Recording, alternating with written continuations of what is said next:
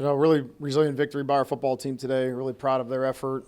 Some guys stepped up in some really hard moments and did some really good things, and not your usual suspects, which I think really makes me proud as a football coach. The guys are taking serious attention to detail when it comes to how you prepare for practice and what that looks like. And then when your moment's called, you seize that, and that's a sign of a really good program. And you can have good seasons. You can talk about what has happened in the past, but you continue to move on, and you're only going to be as good as your young players are going to be in the future. And to put them in situations like that, and for some of these guys to step up in that, really big for them, really big for our football program.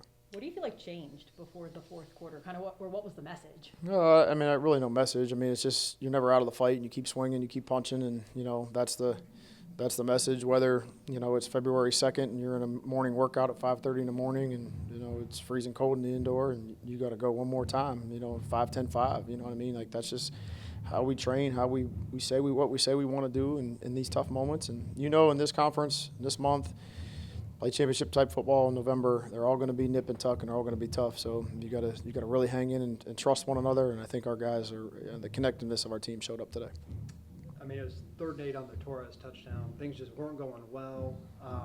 How much did that single play, you think, jumpstart both sides of the Huge, massive, you know what I mean? And probably as much air as it added to our sail, it probably took some out of theirs, because from there we were able to, create some momentum offensively, and our defense probably fed off of that touchdown. It's really hard to go out and play defense if you're going 3 and out, consistently. But give those kids a lot of credit. They stayed in there. Got a big turnover, and this year's interception was massive there. And then, obviously Tommy's touchdown to get the thing open there was really good. But you got to do a better job of maybe finishing on the Hail Mary piece of it. But great stop by Avery there at the end.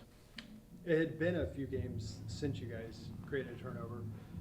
I think the Nasir interception came the next possession after Torres' touchdown. Like, for those two things to kind of come back to back when things kind of weren't going your way, what does that do? Well, we fell victim to this last week, like points off of turnovers, right? Nasir's interception, Tommy's touchdown, like back to back there, like that's momentum swings in college football are huge, especially in the second half and in the fourth quarter games when it gets really, really hard. So, 2 tremendous plays.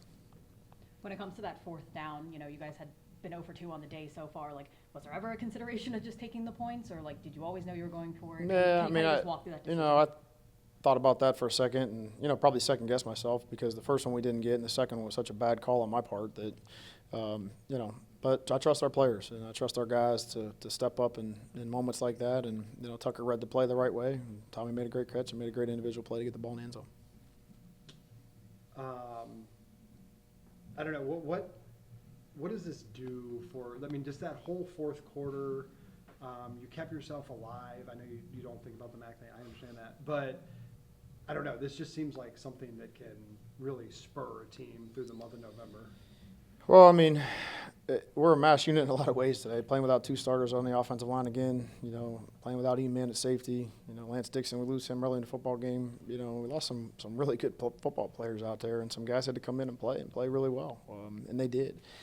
What it means moving forward, a couple of days off to rest and heal here for us, and we get into action here and know that all of those are going to be really hard games as well. I think you're always looking for a spark to try to carry some momentum through the month. Hopefully this does that for us. But, as I say all the time, like yesterday's home runs don't win tomorrow's games. We're going to have to put up a great plan together to go beat a tough Central team. We haven't asked yet about Jeremiah. Yeah. Just how scary was that? And then kind of like the perseverance of the team, seeing that, and then still coming out with a win? Well, I think that you had about every emotion that you possibly could have in that course of 3.5 hours or whatever that was. And, obviously, praying for him to have a speedy recovery, and, credit our medical team and really Eastern's personnel too for helping and doing a good job of making sure that, that young man's in great hands. And, hopefully we get some great news here and get him back with us soon. And he's a big emotional lift for our team, and nobody ever wants to see a teammate go down like that. And we had him in our FaceTime in the celebration after the game in the locker room there, and it was good for him to to be seen and good for us to see him.